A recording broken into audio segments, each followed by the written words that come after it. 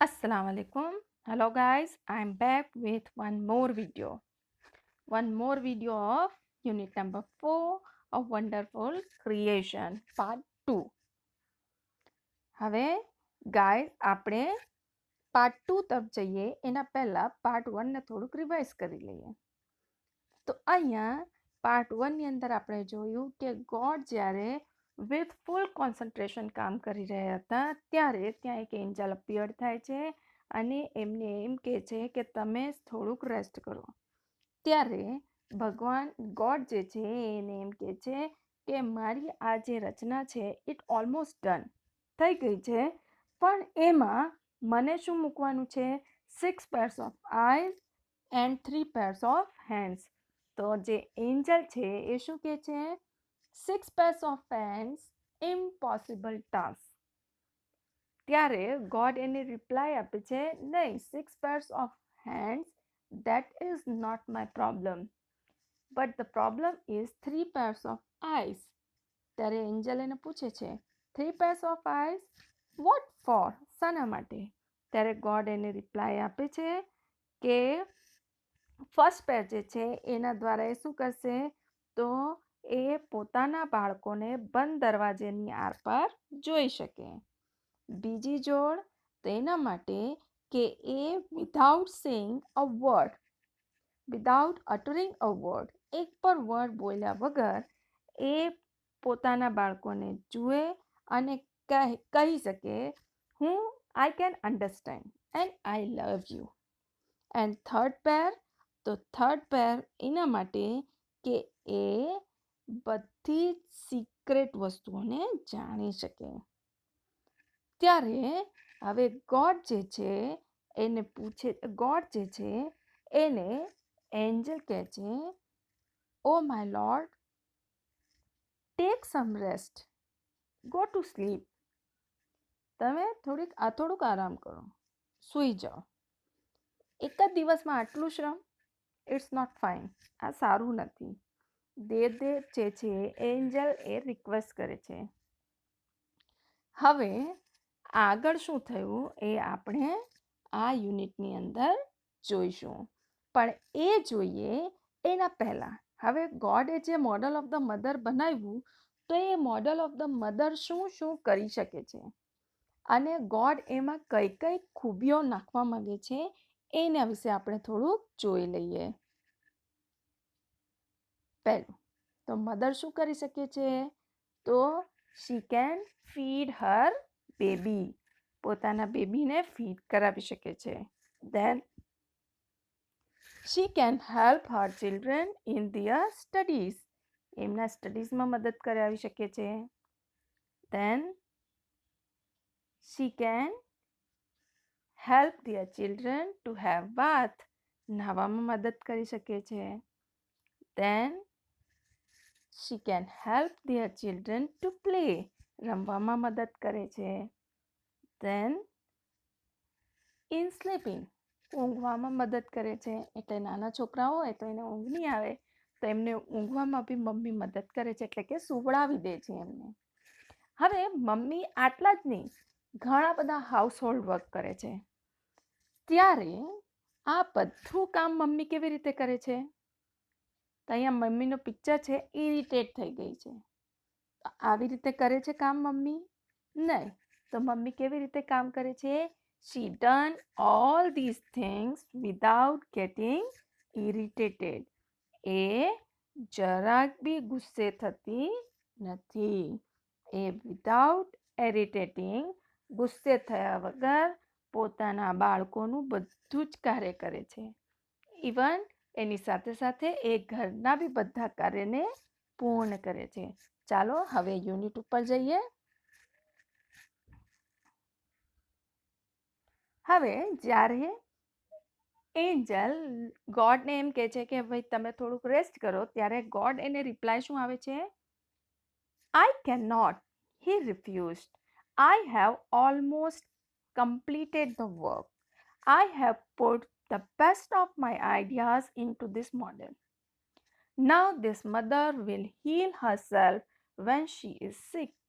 She would be able to feed a family of 6 members only on half a kilo of cabbage, and she would manage a child's bath, play, study, food, and sleep without getting irritated.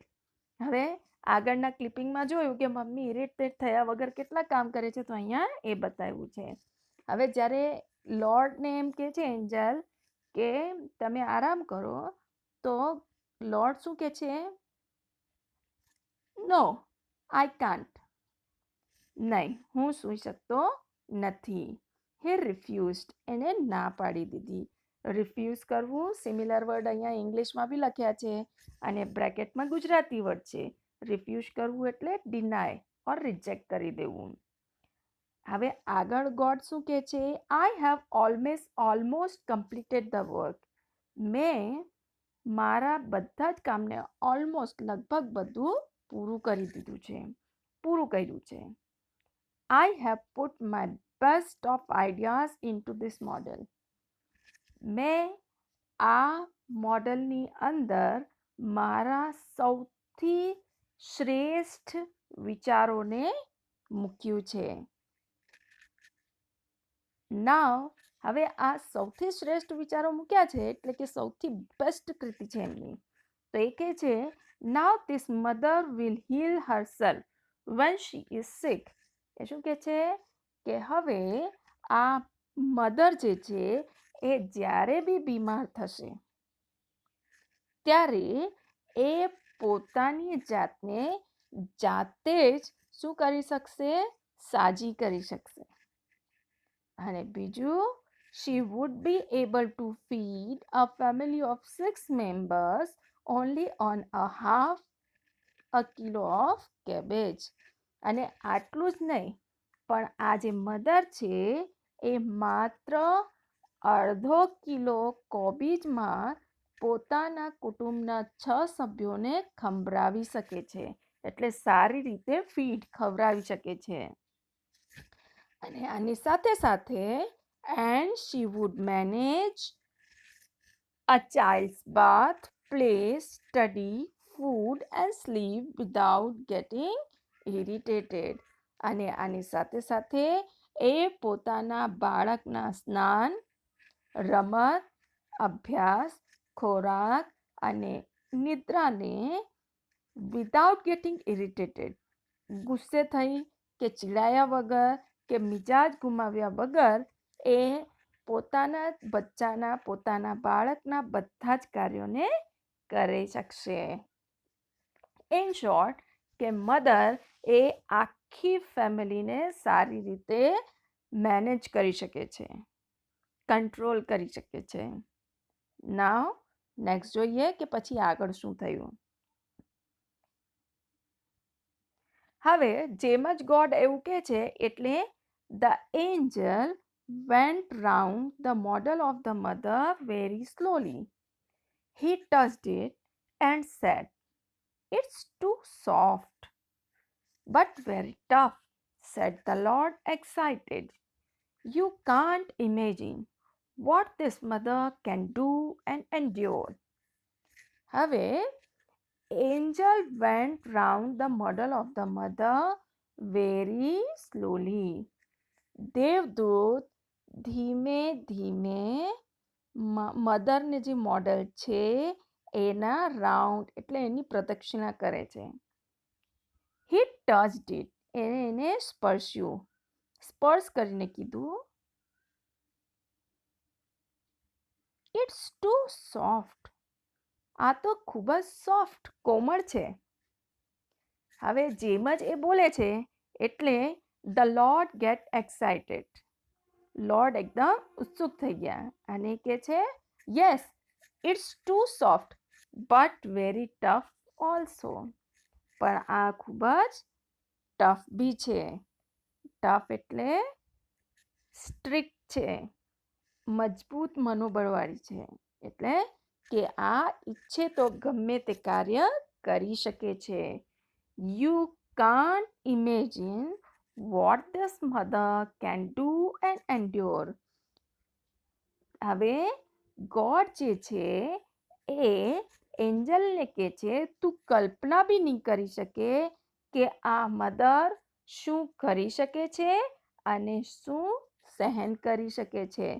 M B mother જે છે એ જેટલું સહન કરે છે પોતાના બાળકો માટે અને પોતાની ફેમિલી માટે, એટલું આઈ થિંક કે દુનિયામાં કોઈ કરી શકતું નથી. એટલે જ ગોડ જે છે એ મોડલ બનાવવામાં ખૂબ જ વ્યસ્ત હતા અને એમનું જે એક્સાઇટમેન્ટ લેવલ હતું એ સૌથી ઊંચા હાઈ હતું. હવે જ્યારે એ એન્જલને એમ કહે છે કે તું કલ્પના બી નહીં કરી શકે શું કરી શકે છે અને શું સહન કરી શકે છે, ત્યારે એન્જલનું રિએક્શન કેવું આવે છે? Can it think? Not only can she think, but can reason and compromise too, said the Lord. The angel was impressed. He went closer to the model and moved his fingers across the cheek. હવે જેમ જ God એમ કહે છે કે તું વિચારી બી નહીં શકે કે આ મધર શું કરી શકે છે અને શું સહન કરી શકે છે, ત્યારે એન્જલ એક ક્વેશ્ચન પૂછે છે, કેન ઇટ થિંક? શું આ વિચારી શકે છે કે સમજાવી શકે છે? તો ગોડ જે છે એ તરત જ એને કહે છે, રિપ્લાય આપે છે, not only can she think, માત્ર વિચારી જ નથી શકતી, કેન રીઝન, તર્ક કરી શકે છે, એટલે બુદ્ધિપૂર્વક કોઈ બી વસ્તુને સમજી શકે છે, એન્ડ કોમ્પ્રોમાઇઝ ટુ, અને એની સાથે સાથે એનું સેટલમેન્ટ, એને સમાધાન બી કરી શકે છે. હવે જેમ જ એમ કહે છે કે ભાઈ મધર ખાલી બધાનું કામ કરવા માટે જ નથી, પણ એ સમજી વિચારી શકે છે, તો એન્જલ ગોટ ઇમ્પ્રેસ્ડ, એન્જલ પ્રભાવિત થઈ ગયો, and he went closer to the model, એ મધરના મોડલની ખૂબ જ નજીક ગયો, and moved his finger across the cheek, અને એને મધરના ચીક્સ એટલે ગાલ, એના ગાલ પર પોતાની આંગળી ફેરવી, અને હવે એને આંગળી ફેરવી તો શું થયું એ આગળ જોઈએ. Oh Lord, her eyes are leaking. How did this happen? It must be a tear. I have not put it there. It is a miracle, the Lord exclaimed. હવે એને આંગળી ફેરવી એટલે તરત જ પેલો બોલ્યો, O lord, her eyes are leaking. હે ભગવાન, આની આંખો તો શું થઈ રહી છે? લીક, એટલે એમાંથી પાણી ટપકી રહ્યો છે. તો ગોડ જે આ સાંભળે છે એટલે ધ લોર્ડ એક્સક્લેમ, એ લોર્ડ આશ્ચર્યની સાથે કહે છે, હાઉ ડીડ ઇટ હેપન? આ કેવી રીતે બન્યું? It must be a tear. આ ચોક્કસ આંસુ જ હશે. I have not put it there. મેં આંસુને ત્યાં મૂક્યું જ નથી. It is a miracle. આ શું છે? ચમત્કાર છે. ચમત્કાર શાના માટે? કે આપણે કોઈ મોડલ બતાવીએ કે કોઈ ડ્રોઈંગ બનાવીએ તો આપણે જેટલું બનાવીએ ત્યાં એટલું જ મળે, પણ હવે lord A a standard model of mother બનાવ્યું, અને સ્ટાન્ડર્ડ મોડલ ઓફ ધ મધરની અંદર જ્યારે લોર્ડે બધું મૂકી દીધું અને જ્યારે એન્જલ એને ટચ કરે છે તો ત્યાં આંસુ, એની આંખ લીક થઈ રહી હતી. એ જોઈને જ્યારે એન્જલ પૂછે છે કે આ શું, તો લોર્ડ કહે છે કે મેં તો આને મૂક્યું જ નથી. એટલે કે આ મધર જે છે શી ઇઝ સમથિંગ સ્પેશિયલ, એ થોડીક સ્પેશિયલ છે. અને હવે આની અંદર કેવા પ્રકારની સ્પેશિયાલિટી છે? હવે આ જે આંસુ અહીંયા છે તો વોટ ફોર, શાના માટે છે? તો ચાલો જોઈએ કે આંસુ શાના માટે હતા. હવે એન્જલ કહે છે, but what is a tear for my lord? It is something unique. Maybe it is for pain, joy, pride, disappointment, loneliness, the Lord exclaimed. What a wonderful creation. હવે, but what is a tear for my Lord? હવે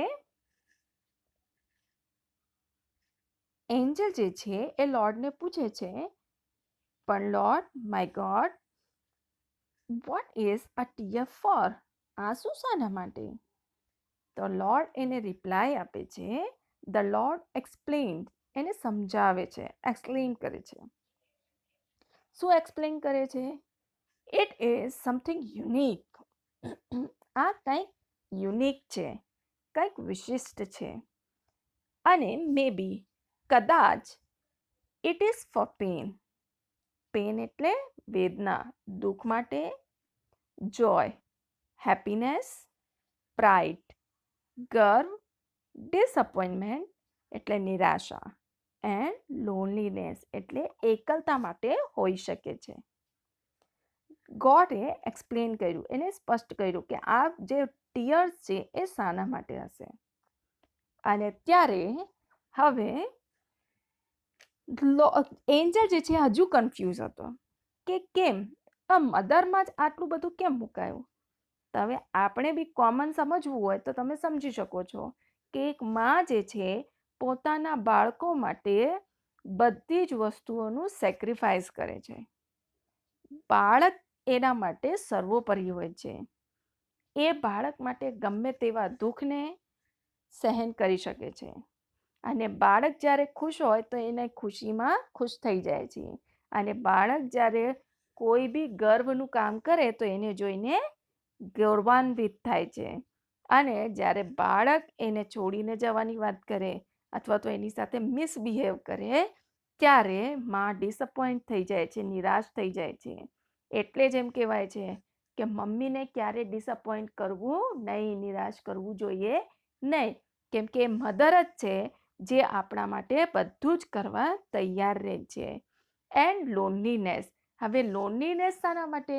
મા પાસે તો બધું જ છે, ઘર છે, ફેમિલી છે, છોકરાઓ છે. પણ આ લોનલીનેસ એટલા માટે કે જ્યારે છોકરાઓ મોટા થઈ જાય છે, પોતાના પગ પર થઈ જાય છે, ઇન્ડિપેન્ડન્ટ થાય છે, ત્યારે એ લોકો માને, આજકાલ આપણે સમાજમાં જોઈ જ રહ્યા છીએ કે માને છોડીને જતા રહે છે.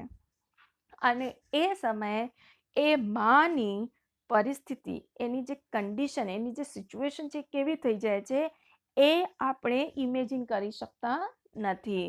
That's why tear for pain, joy, pride, disappointment and loneliness. અને છેલ્લે અહીંયા આવે છે વોટ અ વન્ડરફુલ ક્રિએશન. હવે એન્જલ આ બધું જુએ છે અને એના મોઢામાંથી નીકળી જાય છે વોટ અ વન્ડરફુલ ક્રિએશન. કેવું અદ્ભુત સર્જન. એવું સર્જન જેની કલ્પના બી કરવી આપણા માટે અઘરી છે. અને એવી ક્રિએશન જે છે એ કોણે કરી દીધું છે? ગોડે. અને એટલે જ આપણે પહેલી સ્લાઇડમાં જોયું હતું કે ગોડ બધે જ પહોંચી નથી શકતા, એટલે એમને કોની રચના કરી હતી? માની, જે બધાની પાસે અવેલેબલ હોય છે. એ એક એવી રચના છે જેને આપણે હંમેશા જોઈતા હોય, જે આપણા માટે ખૂબ જ ઇમ્પોર્ટન્ટ છે. એના વગર આપણું કોઈ કામ ચાલતું નથી. Okay, thank you very much. Next time આપણે બીજી ક્લિપિંગ સાથે મળીશું. હવે બીજું ગૂગલ ફોર્મમાં આપેલા ક્વેશ્ચન આન્સર તમારે ધ્યાનપૂર્વક કરવાના છે. તમારી એક્ઝામ થવાની છે 25 માર્ક્સની, એટલે એના માટે be ready for that. Okay, thank you very much.